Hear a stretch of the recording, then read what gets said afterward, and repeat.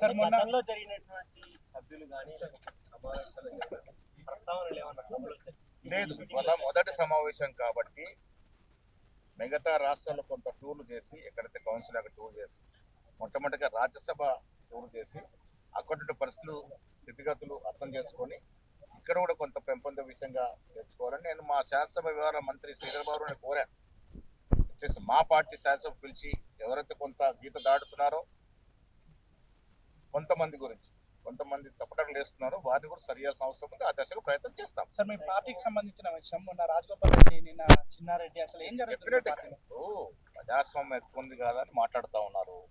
మొన్నటి రాజగోపాల్ రెడ్డి అంశం కానీ వాళ్ళ నిన్న మొన్న చెన్నారెడ్డి గారు మాట్లాడిన అంశం కానీ అన్ని కూడా నిశ్చితంగా పరిశీలిస్తా ఉన్నాం. అంటే బీసీల మీద చర్యలు తీసుకుంటున్నారు, చర్యలు తీసుకుంటలేరు. కాంగ్రెస్ పార్టీయే ఎస్సీ ఎస్సీ బీసీ మైనారిటీకి పెద్ద అండ. నా పక్కన ఎవరున్నారు, ఇటు పక్కన ఎవరున్నారు. సరైన సామాజిక న్యాయం కాంగ్రెస్ పార్టీలో ఉంటుంది. వెనక ముందు మాకు కులాలకి మతాలకి ప్రాంతాలకి క్రమశిక్షణకు సంబంధం ఉండదు. ఎవరు తప్పు చేసినా వేటు తప్పదు. కొంత సమయం ఇచ్చడం ఉంటుంది, కొంత వేచి చూసే ధోరణి ఉంటుంది. బట్ అల్టిమేట్ గా తప్పిదం చేస్తారని నిరూపించినప్పుడు చర్యలు ఉంటాయి. పార్టీలో ఉన్న కీలక నేతలు ఎందుకు ఉంటది కొంత. ఇప్పుడు ఇంత పెద్ద పార్టీ ఆశలు ఉంటాయి, అవకాశాలు తక్కువ వస్తుంటాయి.